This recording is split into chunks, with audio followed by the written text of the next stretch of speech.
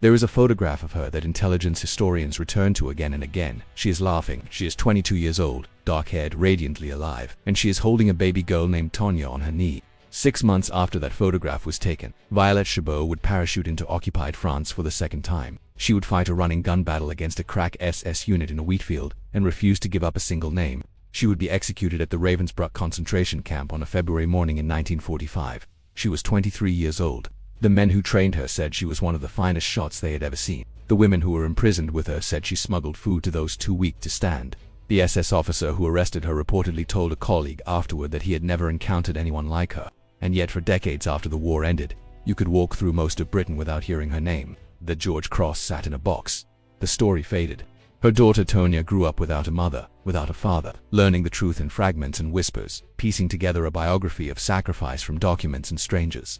This is the story of Violette Szabo. It is a story about a young woman who was told by grief she had nothing to lose. She was born Violette Reine Elizabeth Bushel in June of 1921, in Paris, to an English father and a French mother. She grew up partly in France and partly in England, switching between languages the way most children switch between games. By the time she was a teenager in Brixton, she was magnetic, funny, restless, and absolutely fearless. She was working at the Bon Marché department store behind a perfume counter when the war began. She was 17, July of 1940 at a Bastille Day parade in London. Violette Bushel met Étienne Szabo. He was a French Foreign Legion officer, a decorated soldier.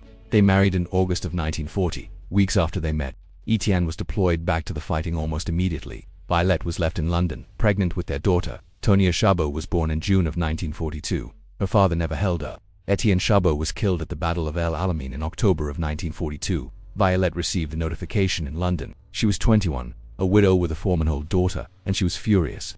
She volunteered for the SOE in 1943. It was Churchill's secret army, tasked with setting Europe ablaze. She outshot almost every other candidate. She was physically exceptional, completing obstacle courses that defeated larger recruits. They trained her in sabotage, weapons handling, and the arts of cover identity. She was good at all of it. Her first mission in April of 1944 was a success. She moved through occupied territory, making contact with resistance members. Her second mission began in June of 1944, days after D-Day. Resistance networks were being activated across France. On the 10th of June, she was traveling by car when they encountered a German roadblock near Saint-Latour. The area was swarming with the 2nd SS Panzer Division, Das Reich. These were hardened combat veterans. What happened next would define her legend, reconstructed from declassified reports and witness accounts. In the golden warmth of a French summer in 1944, a hero prepared for her final stand. Violette Szabo, a young widow turned secret agent, found herself cornered, nursing a badly twisted ankle. She took cover behind a small ridge. In the distance, the disciplined march of a young SS unit echoed through the valley. With her Sten gun ready, she provided desperate covering fire. Her only goal was to buy time for the resistance leader, Dufour, to escape into the safety of the woods. The tension was palpable as the ammunition ticked down to the last bullet. Every shot fired was a second gained for the resistance, even as her own fate was sealed. From the vibrant fields, she was taken to the cold, stark rooms of the Gestapo. The sun-drenched landscape was replaced by the oppressive gray walls of an interrogation chamber. Under the most brutal questioning, she remained silent. Her mind was a fortress, protecting safe houses, names, and maps that faded away into the shadows of her memory.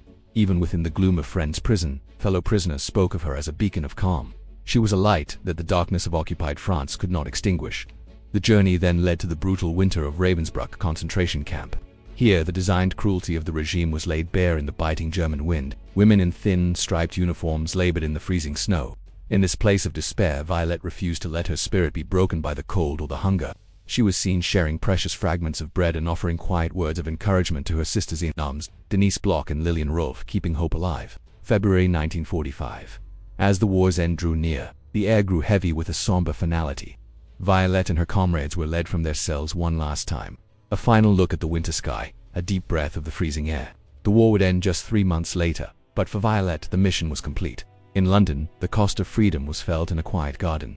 Young Tonya Szabo, just 2.5, played in the grass, unaware her world had changed forever. Both her parents were gone, lost to the fire of the conflict. A photograph on the mantel showed Violette laughing, a vibrant woman full of life and love for her daughter. That laughter was replaced by the heavy weight of metal. The George Cross, a symbol of extreme bravery, was awarded to the mother who would never return.